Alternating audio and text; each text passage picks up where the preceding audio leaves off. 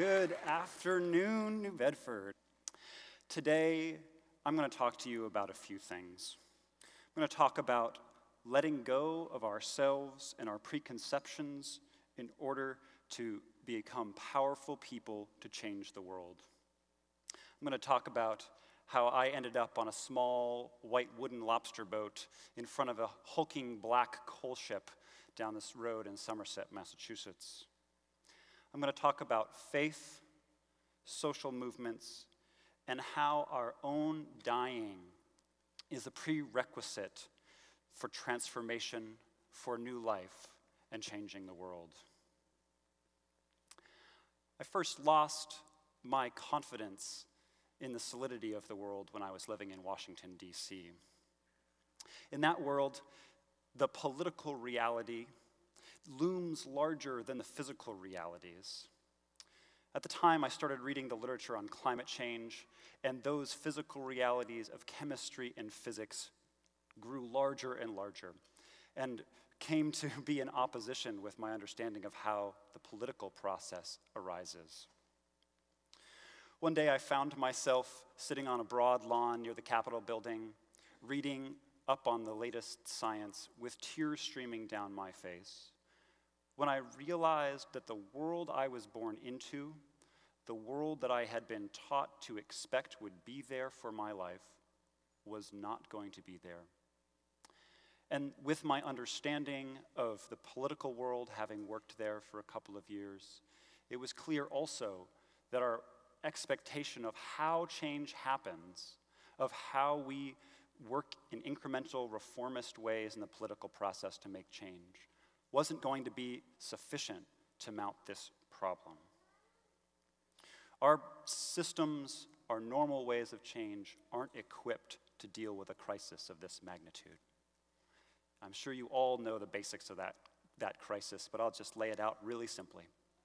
We have to stop burning coal, oil, and gas in the next 20 years to avoid the likely collapse of civilization.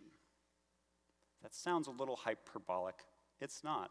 We have to keep 80% of the known fossil fuels in the world in the ground in order to have a livable planet in the future.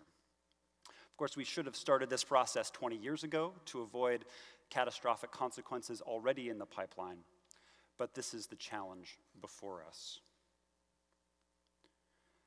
My understanding not only of what the world would look like, but also of what my place and my role in the world would be.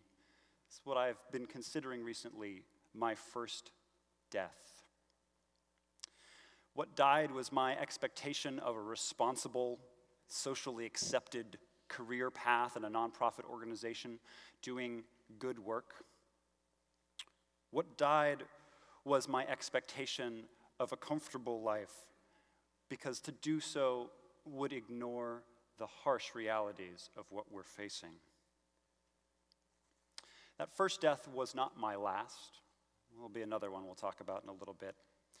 But the death of the understanding of what my life would be changed everything for me. I moved back to my hometown on Cape Cod. I got a part-time job. Found myself engaging in crazy amounts of work to build a movement capable of changing the trajectory on climate change, mostly here in Massachusetts. We're working at the grassroots level with students. We were organizing communities. We were lobbying at the State House. We were putting on rallies. We were doing all those good political action things. But it wasn't working. I found myself burned out, stressed out. The movement was suffering, and I was suffering. You might be familiar with some of these characteristics. I was overworked with a feeling of inadequacy.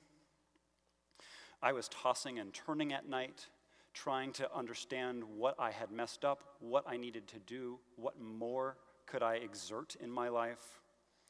I was blaming others and avoiding responsibility. I was becoming harsh and judgmental, and it was clear that I was on the wrong path. It felt like we were pushing the boulder up the proverbial hill instead of starting the snowball rolling down. Why? Why? Looking back, I can see now that I think it was because I was living a life disconnected. I was demanding that the world change without requiring of myself to change. I was expecting, from my point of privilege, that my words would be powerful enough for governments to change, for politicians to make hard choices, for the most powerful corporations in the world to give up their core business and to leave trillions of dollars of assets and investments in the ground. Of course it wasn't going to work. How could I have had so much hubris? This led to my second dying. The loss of hope that all my work and ideas and efforts could, at the end of the day, make a difference. The loss of that hope. So I quit. I quit the organization that I had helped to found. I quit the programs that I had started. I quit my colleagues who had been laboring. We had been laboring together for 3 years, and I withdrew. I waited. I withdrew, trying to find a way to live authentically and with integrity into the crisis that confronts us. I found in my faith background a reassurance that we don't have to have a big master plan. We don't have to have some vision of how all of us are going to do all the things. We don't have to be doing the most important thing in the world. All I have to do is be faithful to the piece that I am given to do right now. In 2012, I came upon a story of a young man who was doing exactly that. A student named DeChristopher in 2008 joined a protest outside a Bureau of Land Management, a federal oil and gas auction out in Utah. On that day, Tim found it wasn't enough for him to stand outside and protest, and he found himself led to put his clear convictions into practice in the world. Tim walks in to where the auction is being held and is asked, "Are you here to be a bidder?" And he says, yes, I am. They hand him bidder paddle number 70, and after winning over $1 million worth of oil and gas fracking leases in the area around Arches National Park, they realize something is up and he's arrested.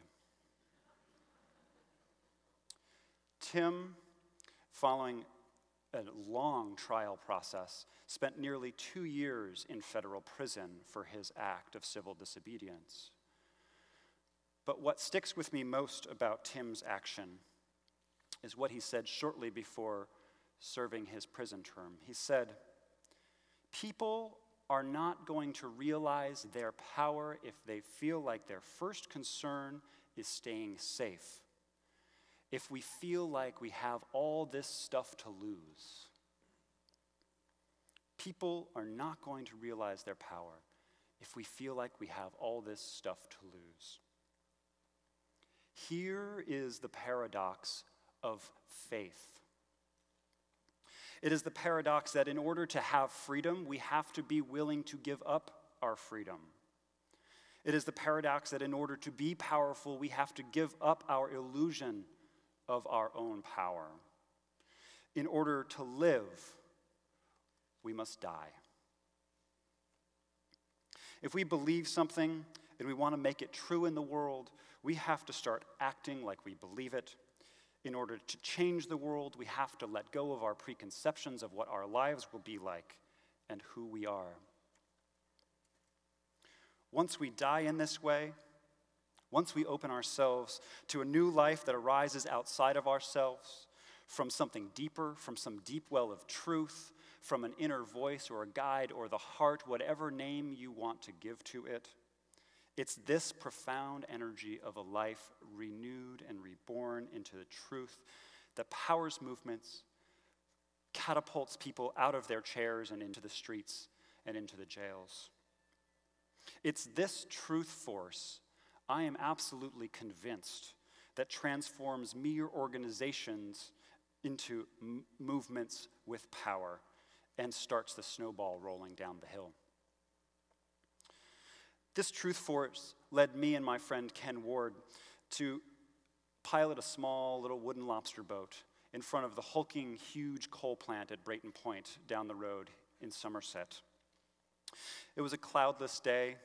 There's a southeast breeze blowing in May, and we pilot our little boat up into the ship channel, drop 2 anchors, making us essentially immovable, call the Somerset police to know that we're there having a protest, and wait.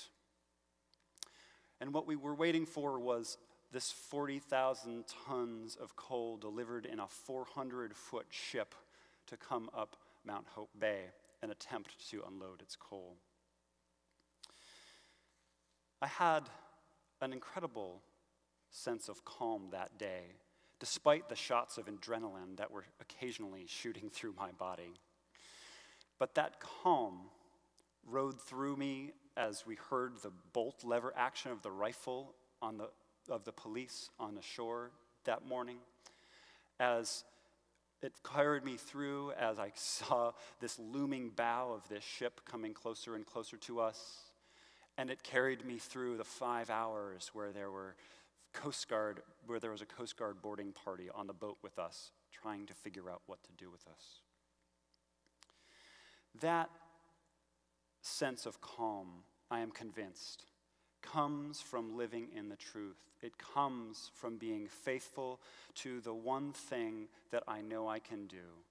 Not because I'm trying to live into some grand plan, but because I am doing the thing that I can do right now that I've been given, commensurate with the crisis. It's that moment of acting like there's nothing to lose. We had a ridiculous demand, which was to close that plant immediately. That's pretty ridiculous, right? And to be fair, it still hasn't happened yet. But in acting in the truth in that way, we had a hunch that others might be inspired. And that's precisely what happened. 400 people showed up with the same demand at the gates of the plant later that summer. Dozens were arrested to declare their belief in that demand as well. And just over a year ago, as Ken and I were set to go to trial in Fall River, District Attorney Sam Sutter also was inspired to drop the charges because he agreed with us on climate change and proclaimed that politicians need to start acting boldly to confront this crisis. I am convinced that it is not movements in and of themselves that make social change, but it is contagious acts of transformation living into that truth force that ultimately power change. Again, it's not movements, it's the power behind movements. It's the truth force that becomes a contagious embodiment of transformation that moves out into the world to power change. Of course, like I said, Brayton Point isn't yet shut down, and we're still burning coal here in Massachusetts and across the country. But every attempt to spark the revolution cannot be expected to succeed. In the civil rights era in the 50s and 60s, there were innumerable false starts. Many people had been arrested before Rosa Parks sat down in the front of the bus and refused to give up her seat. That ultimately sparked the Montgomery bus boycott. There had been dozens of attempts of sit-ins in lunch counters before those 4 young men in Greensboro sat in, and then that movement was taken up by well-organized young people in Nashville and then across the South. And it was all the way back in 1947 that the first attempted freedom ride happened to desegregate interstate bus travel. And it wasn't until 14 years later that the iconic freedom rides that we remember so frequently today were sparked. And who would have thought in 2011, when 1,200 of us were arrested in front of the White House, demanding that the president reject the Keystone XL pipeline, that today, just an hour ago, the president and the State Department would do what politicians and pundits said at the time would be impossible, to reject that pipeline.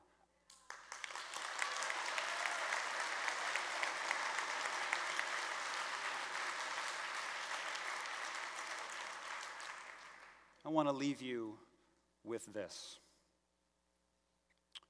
To live authentically into the truth is to die to our expectations of what our lives are supposed to be, and to die to our ego.